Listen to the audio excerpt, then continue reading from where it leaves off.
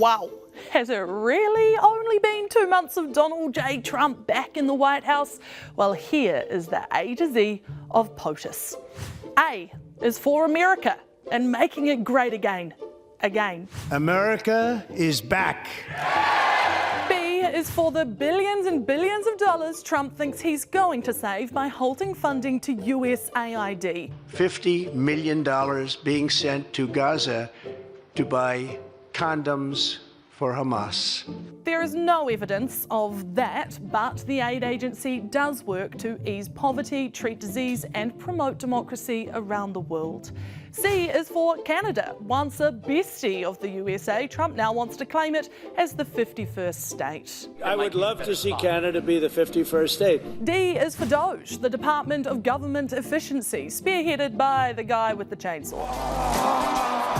E is for Elon Musk, Trump's right-hand cost cutter who claims to have saved tens of billions of dollars already. The goal, they say, is to cut $2 trillion from federal government spending. F is for friendship with Vladimir Putin. Trump has been quick to get on the blower to Moscow.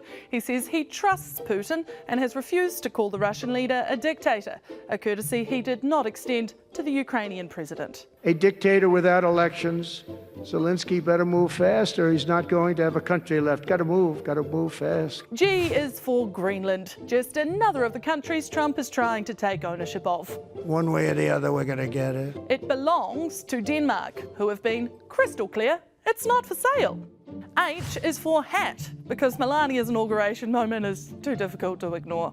I is for illegal crossings. Trump has employed hard-line tactics to put a halt to illegal crossings at the US and Mexico border, and they're at their lowest level in decades. He's halted asylum indefinitely for those seeking refuge in the States and deployed troops to scare away border crossers. And they've also been producing this genuinely terrifying social media content. Closing time. You don't have to go home, but you can't stay here. J is for job cuts. You're fired. Get the hell out. More than 200,000 federal workers have had their roles eliminated since Trump took over. But a judge has just ordered nearly 25,000 employees be rehired after it was found their terminations were likely illegal. K is for King Charles and Trump's unprecedented invite for a second state visit to the UK.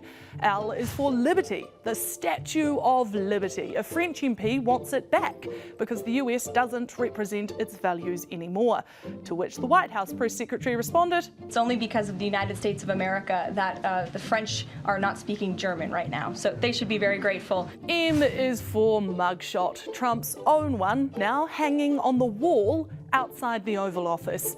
N is for name change, the Gulf of Mexico, now the Gulf of America. O is for the overhaul of so-called woke culture. Donald Trump is cracking down on diversity, equity and inclusion, and in a sign of how seriously or not seriously he is taking it, references to the Enola Gay aircraft that dropped an atomic bomb on Japan in World War II have been flagged for removal from the military database.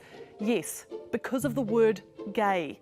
P is for polling. NBC has Trump's approval rating as the highest it has ever been as Commander-in-Chief, but majority of Americans still think the country is on the wrong track. Q is for questionable arm gesture. You know the one, looks a lot like the Nazi salute and has been popping up on stages associated to the Trump camp. R is for Riviera, the Riviera of the Middle East, aka Gaza, another area Trump wishes to own. Hard to imagine? Well, you don't have to, because Trump shared this AI video of what a luxury resort in Gaza would look like.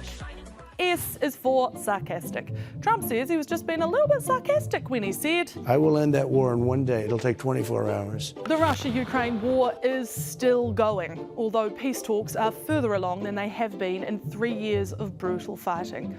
T is for Tesla test drives or transgender people being banned from the military or tariffs. The word tariff is the most beautiful word in the dictionary.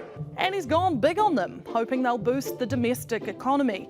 Initially, he targeted goods from China, Mexico and Canada. Now he's introduced a 25% tariff on all steel and aluminium imports from around the world. U is for US economy, which is hurting thanks to the trade war that's erupted over those tariffs. And Trump won't rule out a recession. I hate to predict things like that. There is a period of transition because what we're doing is very big. We're bringing wealth back to America. V is for vivid, or whatever absurdly thick black pen he's been using to sign all those executive orders, at least 89 of them already, more than any other US president. W is for World War III. It's starting any day now, apparently. World War III, and you're not so far away from it, I'll tell you right now. But don't worry, he's promised to stop it. X is for, well, X. Just 4 years old, X is the son of Elon Musk and has become a fan favourite fixture of the Trump presidency, even appearing to tell the president to shush his mouth. Y is for YMCA, Donald Trump's anthem. And Z is for Zelensky. Have you said thank you once? That now infamous exchange, arguably the most extraordinary moment of Trump's second presidency to date, with the Ukrainian president berated by Trump and his mates in the Oval Office, criticised for not wearing a suit.